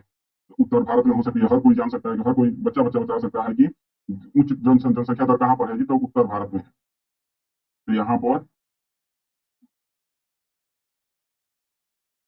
पश्चिम बंगाल में सर्वाधिक जनसंख्या घनत्व एक नंबर, उसके बाद से दिल्ली में है, और उसके बाद से कहाँ पर है जी? तो लक्षद्वीप में है। उड़ीसा में जनसंख्या घनत्व काफी कम है। अंडमान निकोबार में तो और भी कम है। यहाँ पर 1, 2 और 4 हो जाएगा। ऑप्शन नंबर ये हो जाएगा। और देख लेते हैं नेक्स्ट क्वेश्चन। निम्नलिखित कथनों पर विचार कीजिए। विचार कर लेते हैं, और कैसा विचार करना है जी? तो सही विचार करना है। निम्नलिखित कथनों में से सही कथन पर विचार करना है। तो हम लोग देख लेते हैं। यहाँ पर दिया गया है कि तंबाकू की फसल पकने के दौरान वर्षा की आवश्यकता होती है। अब बताइए, फसल पकने के दौरान वर्षा की आवश्यकता आपको हो रहा है। इसका से तंबाकू को रोपाई की तिथि से लेकर परिपक्वता तक 100 से 130 दिनों की पाला रहित अवधि की आवश्यकता होती है। इसका से तंबाकू बोर्ड एक वैधानिक निकाय है जिसका मुख्यालय गुंटूर में है। तो यहाँ पर दो नंबर एकदम सही है कि 100 से 130 दिनों की पाला रहित अवधि चाहिए। तो इसके बाद से इसका मुख्यालय गुंटूर में है, एकदम सही है। लेकिन जो पहला नंबर दे रहा है कि फसल पकने के दौरान वर्षा की आवश्यकता होती है, कौन सा ऐसा फसल है जो पकने के लिए वर्षा मांगी जाए? आम या फिर फल को छोड़ के कोई भी फसल ऐसा नहीं होता है कि पकने के समय वर्षा की मांग करे। तो यहाँ पर तंबाकू के समय में एकदम सरासर गलती हो जाएगा। ये 2 और 3 सही है, तो ऑप्शन नंबर बी सही हो जाएगा। अब देखते हैं नेक्स्ट क्वेश्चन। 2011 की जनगणना के अनुसार दिए गए धार्मिक समूहों की जनसंख्या संरचना के घटते क्रम में सही अनुक्रम कौन सा है? यहाँ पर धार्मिक जनसंख्या संरचना के घटते क्रम में व्यवस्थित करना था। सबसे जनसंख्या ज्यादा किसका है? तो इसी से संबंधित आप तो देखिए, ये भी तो कोई रॉकेट साइंस वाला क्वेश्चन है नहीं। ऐसी सबसे ज्यादा जनसंख्या किसकी है? तो मुसलमानों की। उसके बाद से किसकी है? तो ईसाई की। उसके बाद से सिख। उसके बाद से बौद्ध। यहाँ पर ऑप्शन नंबर ए ही हो जाएगा, आगे बढ़ने की जरूरत ही नहीं है।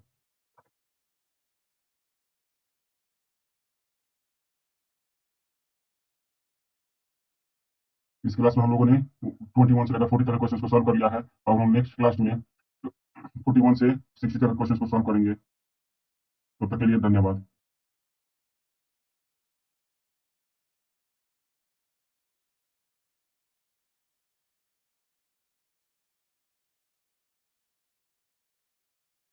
हेलो स्टूडेंट्स, कैसे हैं आप सब? उम्मीद है आप सब लोग अच्छे होंगे। पिछले क्लास में हम लोगों ने विजन आईएएस के टेस्ट नंबर 17 का 1 से लेकर 21 से लेकर 40 तक क्वेश्चन को सॉल्व कर लिया था। इस क्लास में हम लोग 41 से लेकर 60 तक के क्वेश्चन को देखने वाले हैं। तो चलिए वीडियो को शुरू करते हैं। यहाँ हम लोग का 41 नंबर क्वेश्चन है, 62वीं राष्ट्रीय शतरंज चैंपियनशिप 2025 के संदर्भ में विचार करना है। 62वीं राष्ट्रीय शतरंज चैंपियनशिप के संदर्भ में और कैसा विचार करना है जी? तो सही कथन पर विचार करना है। यहाँ पर दे रहा है यह टूर्नामेंट चेन्नई में आयोजित किया जाएगा जी, राष्ट्रीय शतरंज चैंपियनशिप 2025। उसका यह चैंपियनशिप तमिलनाडु के ग्रैंड मास्टर पी इनियात ने जीता है। पी इनियात ने जीता जी। तो दूसरा नंबर एकदम सही है कि तमिलनाडु के ग्रैंड मास्टर पी इनियात ने ही इसको जीता है। लेकिन यह जो कह रहा है कि चेन्नई में आयोजित किया जा रहा है, एकदम सरासर गलती है। यह जो है चेन्नई में नहीं आयोजित किया जा रहा है, आंध्र प्रदेश के एलुरु में आयोजित किया जा रहा है। कहाँ पर जी? तो एलुरु में। आंध्र प्रदेश के एलुरु में आयोजित किया जा रहा था, ना कि चेन्नई में। यहाँ पर एक नंबर गलती हो जाएगा, दूसरा नंबर सही है, तो ऑप्शन नंबर बी हो गया। और देख लेते हैं नेक्स्ट क्वेश्चन। निम्नलिखित कथनों पर विचार कीजिए और कैसा विचार करना है, कैसा विचार करना है? तो सही कथन पर विचार करना है। यहाँ पर देखा, भारत में अनुसूचित जनजातियों की सबसे बड़ी आबादी मध्य प्रदेश में है। भारत में अनुसूचित एसटी की सबसे बड़ी आबादी मध्य प्रदेश में है। उसमें से खोंड जनजाति भारत की में सबसे बड़ा जनजातीय समुदाय है। खोंड जो है भारत में सबसे बड़ा जनजातीय समुदाय है जी। तो यहाँ पर अनुसूचित जनजाति की सबसे बड़ी आबादी मध्य प्रदेश में, एकदम सरासर सही है। एक क्वेश्चन हम लोग बताए भी थे कि ये मध्य प्रदेश में सर्वाधिक जनजातीय आबादी है। खोंड भारत में सबसे बड़ी जनजाति समुदाय है, तो यहाँ पर यह गलती है। कैसे कि खोंड जो है नहीं, बल्कि भील जो है सबसे बड़ी जनजातीय आबादी है। भील भील कहाँ कहाँ पर? तो राजस्थान में भी पाई जाती है, मध्य प्रदेश में भी पाई जाती है, गुजरात में भी पाई जाती है, महाराष्ट्र में भी थोड़े क्षेत्रों में पाई जाती है। इतने सारे विशाल राज्यों में पाई जाती है, इसीलिए तो भील प्रदेश नामक नए राज्य की मांग करते हैं भील के प्रमुख नेता लोग। यहाँ पर ऑप्शन नंबर ए हो जाएगा, सही कथन का चयन करना। आप देख लेते हैं नेक्स्ट क्वेश्चन। यहाँ पर दे रहा है निम्नलिखित युग्मों पर विचार कीजिए। कैसा विचार करना है जी? तो सही विचार करना है। कौन सा ऐसा है जो कि सही सुमेलित है? और यहाँ पर देख लेते हैं। यहाँ पर दे रहा बस्ती और वितरण के संदर्भ में है। यहाँ पर दे रहा त्रिकोणीय बस्ती जो है, और उसके बाद से दे रहा है इसका विवरण। वहां विकसित होता है जहां दो नदियां मिलती हैं। त्रिकोणीय जहां दो नदियां मिलती हैं, उसके बाद से दे रहा है सीढ़ीदार मैदानी क्षेत्र में विकसित होता है। सीढ़ीदार जो है मैदानी क्षेत्र में विकसित होता है। उसके बाद से वृत्ताकार झील या नदियों के आसपास बनता है। तो यहाँ पर सही कथन का चयन करना और ऑप्शन का तरीका क्या है? केवल एक, केवल दो, और ऐसे करके दिया हुआ है। तो इसमें एलिमिनेशन मेथड का कोई दूर दूर तक सवाल ही नहीं है। यहाँ पर त्रिकोणीय, त्रिकोणीय कैसा, एक तरह से इमेजिन कीजिए त्रिकोण कैसा होता है, कुछ इसी तरह से होता है जी। यहाँ पर यहाँ पर ये ऐसे होता है, कुछ एक नदी इधर से आती है, दूसरी नदी इधर से आती है, और ये दोनों आपस में जब मिलती है तो इसके बीच क्षेत्र में एक जनसंख्या बस जाती है। इसे ही त्रिकोणीय शहरी क्षेत्र कहते हैं, या फिर त्रिकोणीय बस्ती कह सकते हैं। इस पूरे क्षेत्र में तो त्रिकोण के जैसा बसा है, एकदम हो जाएगा। अगर मान लीजिए कि ये जनसंख्या कुछ इस तरह से विकास कर जाती है, तब भी त्रिकोण के ही जैसा होगा। उसके बाद यहाँ पर वृत्ताकार दिया, तो वृत्ताकार मान लीजिए कि ये झील है, जैसे वुलर झील, डल झील का नाम सुने होंगे। वुलर झील कहीं दे रही है जिसके चारों चारों तरफ विशाल बस्ती का निर्माण हो चुका है। तो झील के चारों तरफ वृत्ताकार वृत्ताकार बस्ती का निर्माण होता है। सीढ़ीदार, सीढ़ीदार जो है यह मैदानी क्षेत्र में विकसित होता है। एकदम सही है, तीनों के तीनों सही है। तो ऑप्शन नंबर सी सही हो जाएगा। तीनों सभी तीन सही है। और देख लेते हैं नेक्स्ट क्वेश्चन। नेक्स्ट क्वेश्चन है निम्नलिखित युग्मों पर विचार कीजिए। और कैसा विचार करना है जी? तो सही विचार करना है, सही सुमेलित है। यहाँ पर दे रहा है नागार्जुन सागर बांध जो है कावेरी नदी पर है। उसके बाद से सरदार सरोवर बांध नर्मदा पर है। बगलिहार सिंधु पर है। यहाँ पर जो है नागार्जुन सागर के संदर्भ में दे रहा है कि कावेरी नदी पर। बताइए नागार्जुन सागर कहाँ पर है? तो कृष्णा नदी पर ना है जी, ना कि कावेरी पर। तो एकदम सर सर एक नंबर गलती हो गया। यहाँ पर कावेरी के कृष्णा पर है। यहाँ पर सरदार सरोवर बांध नर्मदा पर है, एकदम सही है कि सरदार सरोवर नर्मदा पर ही है। उसके बाद बगलिहार, बगलिहार के संदर्भ में कह रहा है कि ये जो है सिंध नदी पर है। तो एकदम सरासर गलती है। कैसी? बगलिहार जो है यह एक चिनाब नदी पर है। बगलिहार किस पर है जी? तो चिनाब नदी पर। और इससे ही जुड़ा तो बार बार पाकिस्तान इस पर बात मुद्दा उठाते रहता है कि ये हमारा है, और भारत को होता है कि ये तो हम लोग रन ऑफ रिवर प्रोजेक्ट बनाए हुए हैं। और सिंध समझौता आप लोग समझे होंगे, सिंध समझौता क्या था, तब आप लोग आसानी से इसको बना सकते हैं। यहाँ पर तीसरा नंबर गलती है। केवल एक कौन सा सही है जी? तो दूसरा नंबर सही है। एक नंबर तीन नंबर दोनों गलती है। तो ऑप्शन नंबर ए हो जाएगा, केवल एक सही है। अब देख लेते हैं नेक्स्ट क्वेश्चन। फुटलूज उद्योग के संदर्भ में विचार करना है। फुटलूज उद्योग के संदर्भ में विचार करना। कैसा विचार करना है जी? सही विचार करना है। और व्याख्या से संबंधित है। तो हमने पहले ही बताया कि सबसे पहले option number statement number second पढ़िए, और तब बीच में क्या लगाइए, इसलिए लगाइए, और तब पढ़िए फर्स्ट नंबर। अगर यदि सटीक बैठ जाए तो हम लोग का आंसर फटाक से निकल जाएगा, और गलती कोई निकल जाए तो आंसर निकल ही जाएगा। ये आसान भी है और एक तरह से ज्यादा भारी भी नहीं है, और एकदम आसान क्वेश्चन होता है ये व्याख्या से संबंधित अगर स्टेटमेंट आ जाए तो। यहाँ पर दे रहा है ये विभिन्न स्थानों पर स्थापित किए जा सकते हैं। फुटलूज उद्योग, यहाँ पर फुटलूज उद्योग को दिमाग में रखना है। विभिन्न स्थानों पर स्थापित किए जा सकते हैं। इसका से इनका पर्यावरण पर न्यूनतम प्रभाव पड़ता है। पर्यावरण पर न्यूनतम प्रभाव पड़ता है। उसके बाद से ये महत्वपूर्ण प्रदूषक नहीं है। अब देखिए एक नंबर तो एकदम सही है कि विभिन्न स्थानों पर स्थापित किए जा सकते हैं फुटलूज उद्योग। फुटलूज और फुटलूज उद्योग के संदर्भ में समझ लेते हैं। वैसे उद्योग जिसके लिए बाजार के निकटता की आवश्यकता नहीं होती है, जैसे कि सॉफ्टवेयर उद्योग। सॉफ्टवेयर उद्योग पारंपरिक रूप से यह माना जाता रहता है कि उद्योग जहाँ वहीं पर स्थापित किया जा सकता है जहाँ पर बाजार हो, अर्थात जो कंपनी से प्रोडक्ट बने वो तुरंत बाजार में पहुंचाने में आसानी हो। तो वहां पर कंपनी लग जाती थी पहले के जमाने में। लेकिन अब जो है ये एक ऐसा उद्योग है फुटलूज उद्योग, मतलब कहीं पर भी लग जाए, देश के किसी भी कोने में। आप लोग हिमालय पर ही जाकर किसी सॉफ्टवेयर कंपनी को बना दिया जाए, जैसे कि कोई भी कंपनी ले लीजिए, टाटा टाटा कंसल्टेंसी टीसीएस को ले लीजिए, यह जाकर हिमालय में स्थापित हो जाए तो भी कोई फर्क नहीं पड़ेगा। क्यों जी? क्योंकि यह सॉफ्टवेयर सर्विस देती है, और यह हिमालय से भी विदेश के कन्याकुमारी तक का सेवा दे सकती है। तो इसका इसी को फुटलूज उद्योग कहा जाता है। तो यहाँ पर एक नंबर तो एकदम सही है। दूसरा नंबर भी दे रहा है कि न्यूनतम प्रभाव पड़ता है, एकदम सही है। लेकिन ये जो है पर्यावरण प्रदूषण की बात करता है, और ये स्थापना की जगह की बात करता है। तो ये दोनों के दोनों सही तो हैं, लेकिन व्याख्या कोई एक दूसरे का नहीं करता। एक कहता है कि हम प्रदूषण, तो दूसरा कहता है कि घर में। तो यहाँ पर कौन सा आंसर हो जाएगा? ऑप्शन नंबर बी हो जाएगा। व्याख्या कोई एक दूसरे का नहीं करता है। अब देख लेते हैं नेक्स्ट क्वेश्चन। निम्नलिखित युग्मों पर विचार कीजिए। और क्या विचार करना है जी? तो सही विचार। कौन सा सुमेलित नहीं है, कौन सा गलती सुमेलित है? यहाँ पर दे रहा है झरिया खनन नगर दे रहा है, अम्बाला गैरिसन नगर दे रहा है, कोयम्बटूर औद्योगिक नगर है। केवल एक, केवल दो, सभी तीन, ऐसा करके दिया हुआ है कोई नहीं। तो हम लोग देख लेते हैं। यहाँ पर झरिया खनन नगर है जी। तो यहाँ पर झरिया जो है खनन नगर नहीं है। यहाँ पर सॉरी झरिया खनन नगर नहीं है। कहाँ पर झरिया में कहाँ निकलता है? तो कोयला सबसे प्रसिद्ध प्रसिद्ध कोई कोयला क्षेत्र है। तो आप लोग को 10th क्लास में हमेशा यह पूछा जाता रहता है, हर साल 5 नंबर फिक्स होता है। और मैप में पूछा जाता है झरिया कहाँ पर है, मैप में दिखाएं, कोयला क्षेत्र दिखाएं। तो कोयला के लिए सबसे प्रसिद्ध कौन सा है? तो झरिया क्षेत्र। उसके बाद से अम्बाला गैरिसन नगर कह रहा है, एकदम सही है। अम्बाला में गैरिसन नगर है। कोयम्बटूर औद्योगिक नगर है। तो ये तो बच्चा बच्चा जान सकता है। यहाँ पर दूसरा तीसरा सब सही है, लेकिन क्या चयन करना है जी? तो गलती कौन सा है, कौन सा सुमेलित नहीं है? तो इसमें सुमेलित कौन सा नहीं है? तो तीनों के तीनों तीनों में से कोई भी नहीं ऐसा है जो कि गलती है। तो यहाँ पर ऑप्शन नंबर डी हो जाएगा। और देख लेते हैं नेक्स्ट क्वेश्चन। नेक्स्ट क्वेश्चन है, निम्नलिखित कथनों पर विचार कीजिए। और क्या विचार करना है जी? तो भारत के पूर्वी तट पश्चिमी तट की तुलना में प्राकृतिक बंदरगाहों के विकास के लिए अधिक उपयुक्त है। भारत का पूर्वी तट जो है, पूर्वी तट पश्चिमी तट की तुलना में प्राकृतिक बंदरगाहों के विकास के लिए अधिक उपयुक्त है। उसके बाद से भारत का पूर्वी तट जो है मुख्यतः निक्षेपण प्रक्रियाओं द्वारा निर्मित एक उन्मजन तट का उदाहरण है। यहाँ पर दे रहा है कौन सा सही है, कौन सा सही है। तो हम लोग का जो दिया गया है कौन सा सही है जी? तो यहाँ पर एक नंबर तो एकदम सॉरी, दूसरा नंबर तो एकदम सही है। भारत का पूर्वी तट जो है निक्षेपण प्रक्रियाओं द्वारा उन्मजन तट है, अर्थात उथला हुआ तट है। भारत का पूर्वी जो तट है, पूर्वी तट यही ना है, ये थोड़ा उथला हुआ है क्योंकि विभिन्न प्रकार की नदियां यहाँ पर विभिन्न नदियां जाती है और बरसात लेकर जाती है और भर चुकी है, अर्थात ये यहाँ पर ज्यादा गहराई नहीं है। लेकिन फर्स्ट नंबर जो दे रहा है कि पूर्वी तट जो है पश्चिमी तट की तुलना में बंदरगाहों के विकास के लिए अधिक उपयुक्त है। अब बताइए, जब ये भर चुका है, ये उथला हो चुका है, तो यहाँ पर जल की मात्रा कम है, तो यहाँ पर नाव आने संभव है जी, आसान है। एकदम सरासर गलती का है कि यहाँ पर नाव आ नहीं सकता है, गहरा जल में जल्दी नाव आ जाता है, ऊंचा जल में नहीं आता है। इसीलिए ये जो है बंदरगाहों के विकास के लिए उपयुक्त नहीं बल्कि अनुपयुक्त है। दे रहा है कि यहाँ पर उपयुक्त है। एक नंबर गलती हो गया। आप देखिए, व्याख्या से संबंधित क्वेश्चन में जैसे ही कोई गलती हो, फटाक से आंसर निकल जाता है। यहाँ पर एक सही नहीं, दूसरा सही, आंसर निकल गया, ऑप्शन नंबर डी। आप देख लेते हैं नेक्स्ट क्वेश्चन। सरहिंद नहर और शारदा नहर निम्नलिखित में से किस राज्य निम्नलिखित राज्यों में से स्थित है? सरहिंद नहर और शारदा नहर कहाँ पर स्थित है जी? यहाँ पर दिया पंजाब उत्तर प्रदेश, पंजाब मध्य प्रदेश, यहाँ पर मध्य प्रदेश उत्तर प्रदेश हरियाणा या फिर उत्तराखंड। तो देखिए सरहिंद नहर, वही सरहिंद की लड़ाई आप लोग को याद कर लीजिएगा तो फटाक से आंसर निकल जाएगा। कहाँ पर है जी? तो सरहिंद नहर पंजाब और उत्तर प्रदेश, पश्चिमी उत्तर प्रदेश के क्षेत्र से संबंधित है। सरहिंद नहर और शारदा नहर, शारदा का संबंध उत्तर प्रदेश से, सरहिंद का संबंध पंजाब से। ऑप्शन नंबर ए हो जाएगा। और देख लेते हैं नेक्स्ट क्वेश्चन। निम्नलिखित में से किस अवधि को भारत में शहरी जनसंख्या में धीमी वृद्धि की अवधि के रूप में दर्शाया जाता है, दर्शाया गया है? धीमी वृद्धि की अवधि कब हुई थी जी? तो ये जो देखिए फटाक से आंसर आ जाएगा हम लोग का 1881 से 1931 तक काफी धीमी विकास रही थी भारत की जनसंख्या की।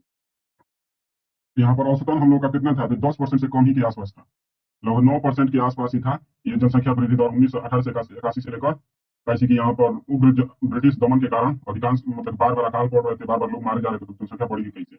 भूख के कारण कुछ लोग मर जा रहे थे, कुछ लोग अकाल के कारण, सामाजिक सुरक्षा उपलब्ध नहीं थी तो अंग्रेजों की गोली से मारे जा रहे थे। तो इन सभी के कारण जनसंख्या बहुत कम हुई थी। तो ऑप्शन नंबर ए हो जाएगा। और देख लेते हैं नेक्स्ट क्वेश्चन। नेक्स्ट क्वेश्चन है, निम्नलिखित युग्मों पर विचार कीजिए। और कैसा विचार करना है? ये तो सही सही विचार करना है। यहाँ पर दे रहा नार्डिक क्षेत्र स्वीडन, मेडाज नाइन समूह ग्रीस, उसके बाद से काकेशस क्षेत्र आर्मेनिया। यहाँ पर सही नार्डिक क्षेत्र जो है स्वीडन में है, एकदम सही है। नार्डिक क्षेत्र स्वीडन जो है नार्डिक देश में ही आता है। मेगा नाइन समूह जो है, मेगा नाइन समूह के संदर्भ में पूछ रहा है तो यहाँ पर ग्रीस भी इसमें आता है। मेरा यहाँ पर जो दक्षिणी एक तरह से कह सकते हैं, जो दक्षिणी यूरोपीय क्षेत्र है उनको मेरा नाइन के अंतर्गत रखा जाता है। इनमें 9 देश शामिल है। इनमें कौन कौन से 9 देश शामिल है जिनको मेरा नाइन कहा जाता है? स्पेन है, यहाँ पर दक्षिण की तरफ ही है स्पेन, उसके बाद से फ्रांस है जो भी भूमध्य सागर से सटा हुआ है, पुर्तगाल है, पुर्तगाल भी है, साइप्रस है, उसके बाद से माल्टा है, माल्टा भी द्वीपीय है, क्रोएशिया है, उसके बाद से स्लोवेनिया है, ये सभी, और ग्रीस भी है। ये सभी के सभी मेरा नाइन समूह के अंतर्गत आते हैं। और काकेशस क्षेत्र आर्मीनिया दे रहा है जी, यहाँ पर तीसरा नंबर में सही काकेशस क्षेत्र में आर्मीनिया आता है। तीनों के तीनों सही, ऑप्शन नंबर सी हो जाएगा। आप देख लेते हैं नेक्स्ट क्वेश्चन। यहाँ पर सही पूछा गया था, ऑप्शन नंबर सी हो जाएगा। आप देख लेते हैं नेक्स्ट क्वेश्चन। निम्नलिखित में से कौन सा सर्करिक की भौगोलिक प्रकृति का सबसे अच्छा वर्णन करता है? सर्करिक की भौगोलिक प्रकृति का सबसे अच्छा वर्णन करता है जी, यहाँ पर सही आंसर हो जाएगा। यहाँ पर तेरा गुजरात सिंध की सीमा क्षेत्र में स्थित है एक भूआबद्ध मीठे पानी का झील है जी। उसके बाद से 2 विवर्तनिक प्लेटों को अलग करने वाला एक संकीर्ण दोहरा महाखंड है। उसके बाद से एक दलदली दलदली डेल्टाई क्षेत्र में स्थित एक ज्वारीय मुहाना है। उसके बाद से तेरा सिंधु नदी को अरब सागर से जोड़ने वाली एक मानव निर्मित नहर है। तो आप देखिए यहाँ पर जो दे रहा है गुजरात सिंध सीमा क्षेत्र में स्थित भूआबद्ध मीठे पानी की झील, यहाँ पर सही आंसर हो जाएगा ऑप्शन नंबर सी, एक दलदली डेल्टाई क्षेत्र में स्थित एक ज्वारीय मुहाना है। ऑप्शन नंबर सी हो जाएगा। अब देख लेते हैं नेक्स्ट क्वेश्चन। निम्नलिखित युग्मों पर विचार कीजिए। विचार कर लेते हैं, कैसा विचार करना है जी? तो यहाँ पर दे रहा है सही कथन पर विचार करना है। सही कथन पर विचार करना है, देख लेते हैं। यहाँ पर दे रहा है कि श्याम प्रसाद सुरंग, यहाँ पर सुरंग और राज्य या फिर यूटी का नाम दिया गया है। यहाँ पर दे रहा है श्यामा प्रसाद सुरंग लद्दाख में, श्यामा प्रसाद मुखर्जी सुरंग कर रहा है। उसको अटल सुरंग, सेला सुरंग जम्मू कश्मीर में, अटल सुरंग हिमाचल में। आप देखिए जेड मोड़ सुरंग अरुणाचल प्रदेश में। अब बताइए, इतना अभी कुछ ही दिन पहले ये चर्चा में था, जेड मोड सुरंग जो है यहाँ पर, ये जो है जेड मोड सुरंग, ये जो है जम्मू कश्मीर में है, ना कि अरुणाचल प्रदेश में। तो एकदम सर ये गलती हो जाएगा। और इसके बाद से सेला सुरंग कहाँ पर है जी? तो सेला सुरंग है, ये जो है अरुणाचल प्रदेश में है। सेला सुरंग अरुणाचल प्रदेश में, मतलब कि ये इसका है, ये इसका है। तो क्रॉस कर रहे हैं तो दोनों का दोनों गलती है। अटल सुरंग दे रहा है कि हिमाचल प्रदेश में, अटल सुरंग दे रहा है कि हिमाचल प्रदेश में। यहाँ पर श्यामा प्रसाद सुरंग लद्दाख में है, तो ये गलती है। ये श्यामा प्रसाद सुरंग जो है लद्दाख में है, अटल सुरंग हिमाचल प्रदेश में, एकदम सही है। तो दूसरा नंबर सही है, लेकिन ये एक नंबर गलती है। एक, तीन और चार, तीनों के तीनों गलती है। तो ऑप्शन नंबर केवल एक हो जाएगा, ऑप्शन नंबर ए हो जाएगा। और देख लेते हैं नेक्स्ट क्वेश्चन।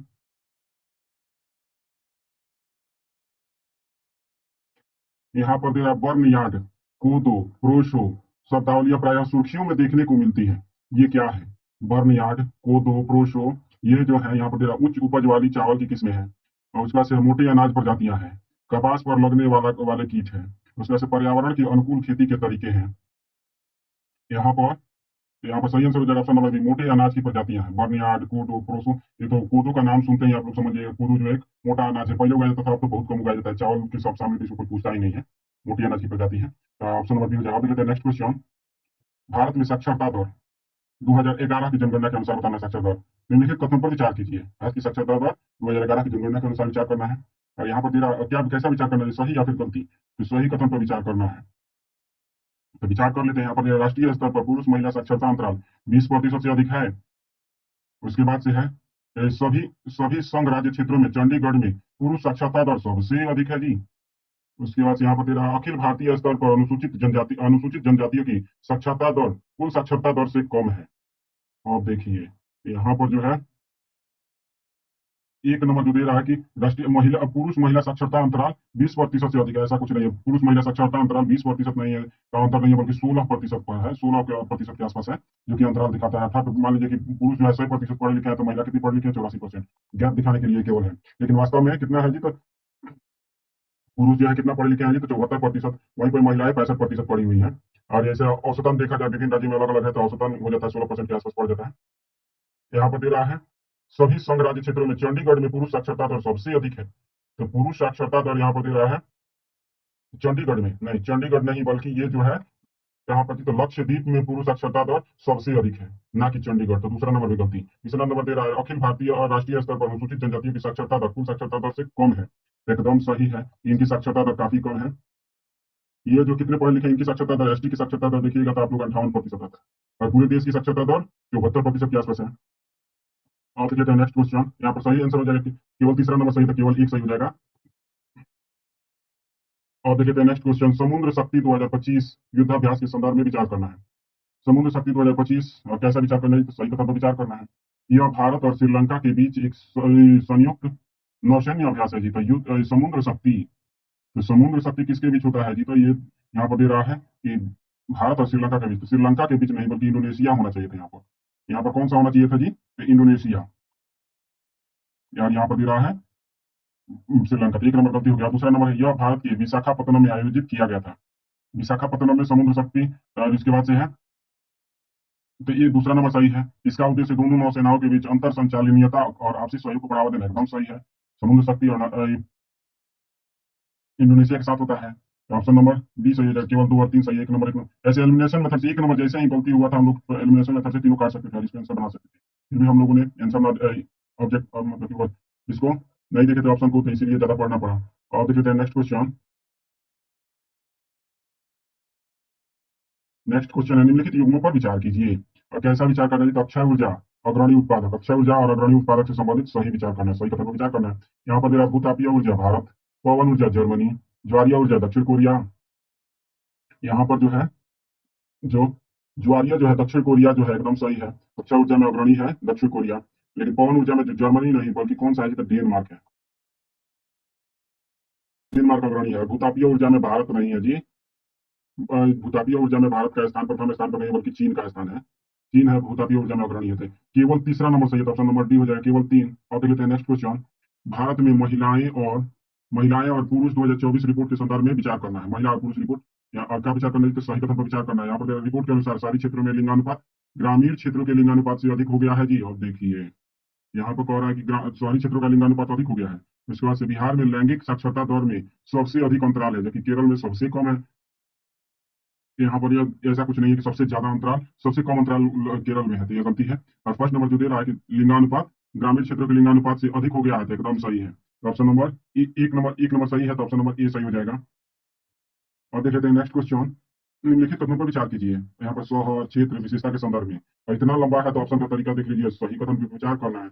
और इसमें एलिमिनेशन मेथड कोई काम करने वाला है नहीं, तो हम लोग को जब आएगा तभी ऐसा क्वेश्चन पर हाथ रखेंगे, वरना हाथ जोड़ के हट जाएंगे। ऐसे कि ये जहां पर ये दोनों के दोनों एकदम, अगर मान लीजिए एलिमिनेशन मेथड कुछ लगने वाला होता तो देखना बन जाता है। लेकिन यहाँ पर ना तो एलिमिनेशन मेथड दिया है, ना तो दो मिलान करने वाला, तीन तीन को एक साथ में मिलाना है। यहाँ पर जो दे रहा है कि लागोस पश्चिमी अफ्रीका में, यहाँ पर लागोस शहर जो है पश्चिमी अफ्रीका में दे रहा है। यहाँ पर एक दुनिया के सबसे तेजी से बढ़ते मेगा मेगा सिटीज में से एक है, एकदम सही है। मेगा लागोस कहाँ पर है? तो नाइजीरिया में है। नाइजीरिया में है, काफी पहले पिछड़ा पिछड़ा देश था, लेकिन फिर इस समय जो काफी तेजी से मेगा सिटी की ओर बढ़ रहा है लागोस। उसके बाद से साओ पाउलो उत्तरी अमेरिका में दे रहा है। साओ पाउलो कहाँ पर है जी? तो ये जो है ये ब्राजील में है। ब्राजील में कहाँ पर? तो ब्राजील कहाँ पर पड़ता है जी? तो ब्राजील दक्षिण अमेरिका में पड़ता है, और यहाँ पर दे रहा उत्तरी अमेरिका। अब इसी के कारण सर गलती हो जाएगा। और उसके बाद से काहिरा उत्तरी अफ्रीका और नई डेल्टा पर स्थित है, एकदम सही है। मिस्र की राजधानी है काहिरा, और क्या कहते हैं, नई डेल्टा नील नदी के डेल्टा पर स्थित है। तो एक और तीन सही है, एक नंबर भी सही है, सॉरी एक नंबर गलत, ठीक तो है, एक नंबर सही है, तीसरा नंबर भी सही है, तो ऑप्शन नंबर बी मतलब कि दो तो सही हो जाएगा। अब देख लेते हैं नेक्स्ट क्वेश्चन। निम्नलिखित में से कौन सा जो है, कौन सा क्षेत्र जो है, कौन सा क्षेत्र जनसंख्या की दृष्टि से विश्व की सबसे बड़ी सतत शहरी बस्ती बेल्ट मेगालोपोलिस के लिए जाना जाता है? मेगालोपोलिस के लिए जाना जाता है। यहाँ पर टोक्यो, ओसाका, नागोया। इसके बाद से यहाँ पर जापान, लंदन, लिवरपूल, मैनचेस्टर। इसके बाद से रूहर, राइन, रोटरडेम यूरोप में है। मुंबई, पुणे, अहमदाबाद भारत में। यहाँ पर यहाँ पर जो होगा एक नंबर एकदम सही हो जाएगा कि टोक्यो कहाँ पर? टोक्यो, ओसाका और नागोया जो है जापान में पड़ते हैं। तो यहाँ पर ऑप्शन नंबर ए हो जाएगा। अब हम लोगों ने वन, अब देख लेते हैं नेक्स्ट क्वेश्चन। 60 नंबर।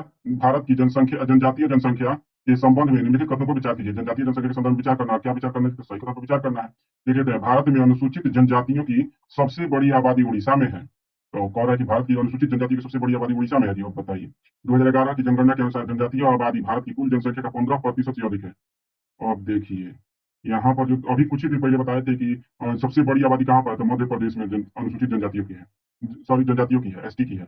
और यहाँ पर इनकी जो कुल जनसंख्या है ये कितने प्रतिशत है? तो 8.6% के आसपास है, या फिर प्लस कर सकते हैं या फिर माइनस, प्लस ही कहिए। 8.6% के आसपास है, ना कि 15%। तो ये दूसरा नंबर गलती, एक नंबर भी गलती। तो ऑप्शन नंबर कौन सा सही हो जाएगा? ना तो एक, ना तो दो, ऑप्शन नंबर डी। 1 से 60 तक क्वेश्चन को इस क्लास में देख लिया है। अब हम लोग नेक्स्ट क्लास में 61 से लेकर 80 तक क्वेश्चन को देखेंगे। तब तक के लिए धन्यवाद। यदि वीडियो अच्छी लगी हो तो लाइक जरूर करें और हमारे चैनल को सब्सक्राइब जरूर करें।